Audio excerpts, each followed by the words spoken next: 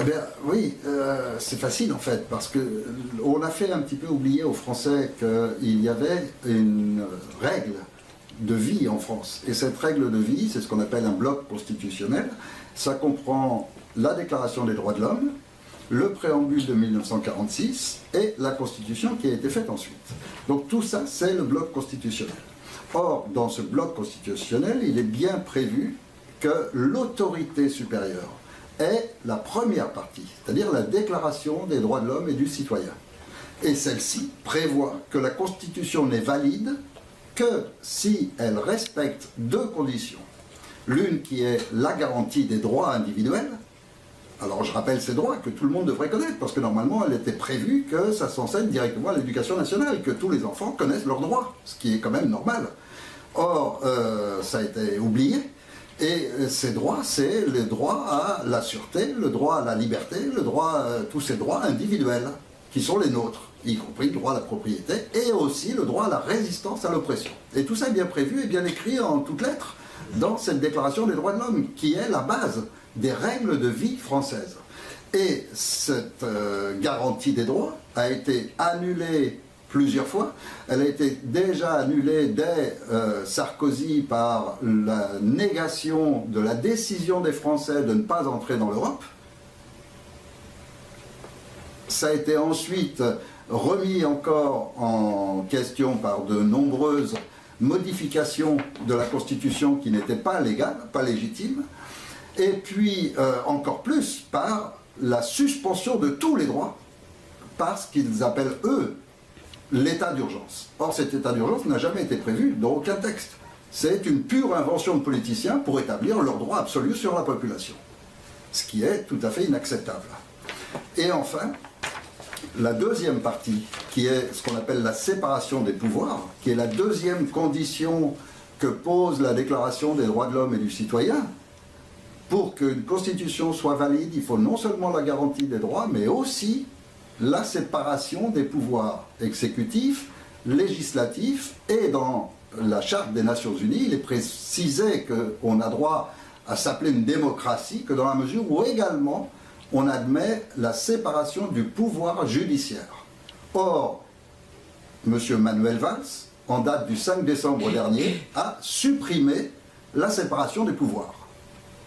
Alors, moralité, la Constitution française, qui aujourd'hui nie les droits de l'homme, ni les droits individuels et ni la séparation des pouvoirs, n'a plus aucune validité juridique. Puisque l'autorité suprême, c'est la Déclaration des droits de l'homme, et celle-ci précise que la Constitution n'est pas valide s'il n'y a pas le respect de ces deux règles. C'est tout simple, c'est évident, et tout le monde devrait s'être révolté au moment même où ce décret de Manuel Valls passe, le 5 décembre dernier. Alors les magistrats ont manifesté, le syndicat des magistrats a entamé des démarches, mais tout ça n'apparaît pas au public. Pourquoi? Parce que les mêmes gens contrôlent aussi les médias. Et donc le grand public ne sait pas que la France est devenue officiellement une dictature depuis le 5 décembre dernier. D'accord. Dans le cas où la justice et les forces de l'ordre reconnaîtraient la légitimité de cette position, comment se passerait cette transition pour les Français qui n'auraient donc plus de gouvernement pour cette constituante? D'abord, il faut quand même savoir que les pays, lorsqu'ils n'ont plus de gouvernement, ce qui a été le cas de l'Islande durant une période, ce qui a été le cas de la Belgique durant une période, à chaque fois qu'il n'y a plus de gouvernement dans le pays, tous les chiffres remontent. L'économie va mieux, il y a moins de chômage, tout va mieux. Donc ça, c'est un premier constat. Le fait de ne plus avoir de gouvernement, finalement, ça porterait préjudice à personne, parce qu'ils ne servent à rien. Ce qui fait tourner la France, ce sont tous les hauts fonctionnaires, c'est toutes les institutions, c'est tout le fonctionnement de la France. Et demain, les politiciens disparaîtraient du jour au lendemain, il n'y aurait absolument rien qui changerait. Dans le cadre d'une transition, il faut savoir quand même qu'au moment où on parle, en ce moment, beaucoup de gens sont bien conscients qu'il y a un danger énorme avec tous ces armées de Daesh qui ont été ramenées au milieu d'une immigration énorme qui est venue en France. Il y a une menace économique énorme avec la chute et la disparition de l'euro et les nouvelles lois bancaires qui font que maintenant les banques ont le droit de garder l'argent des gens et de fermer et de disparaître avec l'argent des gens. ce qui est une loi, avec, etc. Je ne vais pas énumérer toutes les lois qui nous mettent en danger, mais je crois que la plupart des gens maintenant en sont conscients. Et on voit aussi que la pression augmente, c'est-à-dire que ces lois vont toutes dans le même sens, à savoir que les gens sont de plus en plus ponctionnés par de multiples artifices de règles, aussi bien sur le code de la route que sur les règles bancaires, que sur les règles économiques, que sur la réduction de la qualité de la santé et des soins qui sont donnés. On voit la maltraitance claire de tout le personnel de la santé, de tout le personnel de l'éducation nationale, et à côté de ça, par contre, on voit augmenter sans cesse le nombre de ceux qui servent les politiciens, qu'ils considèrent comme leurs sbires personnels, leurs mercenaires, que sont les CRS, les brigades mobiles, etc. Et donc, tout cela, les Français en sont conscients. Et la transition qui est nécessaire, c'est une transition qu'on doit faire avant une révolte. Parce qu'une révolte, ça va être une révolte armée, ça va être anarchique, ça va être une destruction pour tout le monde. Et tout le monde va en souffrir. Alors qu'une transition décidée et organisée par le peuple grâce à la justice et aux forces de l'ordre qui vont écarter ces politiciens pour mettre en place une constituante d'experts, alors ça change complètement le sens de la révolte qui aura lieu par le fait que cette révolte sera gérée, et gérée selon tout un programme qui a été élaboré avec des experts, avec des juristes, avec des gens spécialisés dans la santé, dans l'éducation nationale, etc., pour faire un programme qui rassemble vraiment tous les Français, puisque ce programme consiste avant tout à établir une pause, à ne pas accepter ces élections présidentielles qui sont illégitimes, et à faire une pause pour permettre que les Français décident d'une nouvelle constitution, puisque celle-là a été annulée. Il en faut une nouvelle. On peut pas, aucun pays ne peut être sans constitution, parce que sans constitution, ça veut dire qu'on est une dictature. Et si les Français votaient à ces élections, ça voudrait dire qu'ils acceptent une dictature. Et en votant dans un état d'urgence, ça veut dire en plus qu'ils donnent tout pouvoir à celui qu'ils auront élu de faire tout ce qu'il veut. Donc là, c'est la dictature absolue. S'ils votaient, on rentrerait en dictature absolue. Donc, la transition qu'on prévoit, c'est justement refaire une constitution, c'est-à-dire que tous les Français s'unissent pour écrire les règles selon lesquelles vit le pays, de quelle manière on choisit les dirigeants, qui ils sont, quelles conditions on met, etc. Toutes les conditions. Et ça, c'est ce qu'on appelle une constitution, et c'est les Français qui doivent en décider. Et lorsqu'ils auront décidé, cette transition disparaîtra, puisqu'ils auront établi une nouvelle forme de gouvernement. D'accord. C'est tout simple. Merci. Vous avez organisé un référendum citoyen pour le 2 avril. Quel en est le but ? Eh bien, il nous fallait avoir une... Comment dirais-je ? Tout ce qu'on fait aujourd'hui est bloqué totalement par les médias. Le Conseil national de transition, qui est une entité de droit international, a été déclaré à l'ONU, a été proclamé en France en 2015, et pourtant 99% des Français ne savent même pas qu'il existe. Parce que les politiciens ont cette force de contrôler les médias et donc empêchent toute information à ce sujet. Ce qui veut dire que la plupart des Français ne savent pas qu'ils ont un recours juridique, un recours légal contre les politiciens. Et donc à partir de là, toute l'existence de ce Conseil national de transition est pour l'instant limitée à la sphère Internet.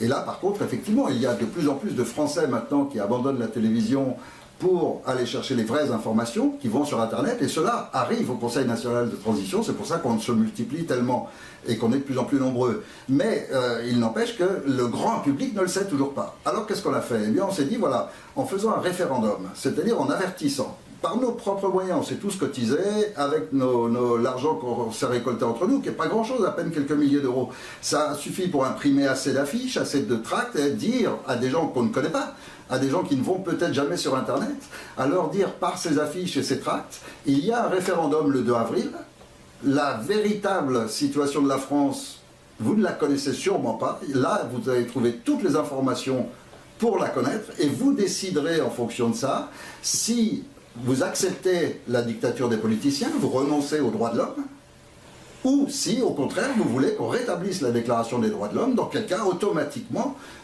il faut réécrire une constitution, et donc ça veut dire que vous acceptez cette pause, et donc mettre en place la transition. Et donc là, on va avoir, pour la première fois, le monde de la dissidence, le monde Internet, pour la première fois, vient au contact du grand public. Et pour la première fois, on aura la réponse de ce grand public. Parce que peut-être que les Français préfèrent rester en dictature, soumis à des politiciens et ne pas et accepter toutes les lois qu'ils font, accepter les nouvelles règles qu'ils sont en train de mettre en place pour les enfants à l'école, les nouvelles règles concernant la santé, concernant les retraités, les vieux, qui sont, pour des gens normaux, on les considère comme complètement monstrueuses et anormales. Mais si les Français veulent ces règles-là, on n'a rien à dire. Donc c'est ça qu'ils vont nous dire au référendum. Alors comme on n'a pas la capacité, ni économique, ni médiatique, de se faire connaître et de faire un référendum couvrant toute la France d'un seul coup, parce que ça demanderait des moyens qu'on n'a pas, alors on s'est concentré sur les deux aspects de la France, à savoir la grande ville et la province. Donc on a concentré essentiellement sur Paris, toute une action sur 2 mairies de Paris essentiellement, et on a concentré l'action aussi sur une des régions les plus rurales de France, où on va donc toucher des gens du monde agricole, du monde paysan, du monde qui vont eux aussi. Donc on va toucher 2 extrêmes, on va dire, dans la France, des Parisiens qui n'ont jamais vu de verdure et qui vivent dans le béton en permanence, et à l'inverse des gens qui ne connaissent pas la vie de la grande ville. Et donc on va toucher 2 types de populations, qui sont les 2 populations les plus représentatives du pays finalement, pour avoir une opinion.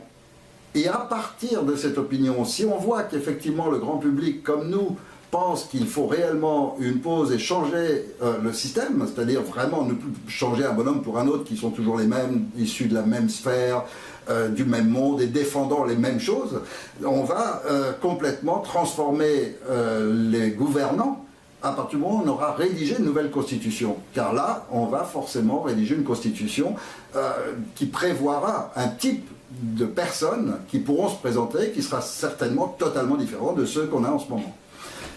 Alors, cette opinion est notre point de départ pour ensuite déclencher et faire publier ces résultats au niveau national, auprès de tous les médias de France, auprès de toutes les institutions de justice, auprès de toutes les forces armées, jusqu'aux pompiers, douanes, police, gendarmerie, militaires.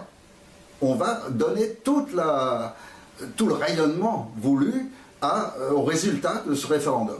Et pour les Français qui sont à l'étranger, on a aussi mis la possibilité du vote directement en ligne sur le site web.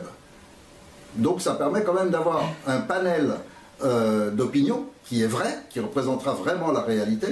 Et si les gens ne veulent pas d'une dictature, eh bien clairement, on doit nier ces élections. Et là, on fera tout durant le mois qui vient pour demander aux forces de l'ordre d'intervenir et d'arrêter ces élections qui sont illégales et de permettre que le peuple de France décide des règles et de rétablir une constitution avant de faire de nouvelles élections.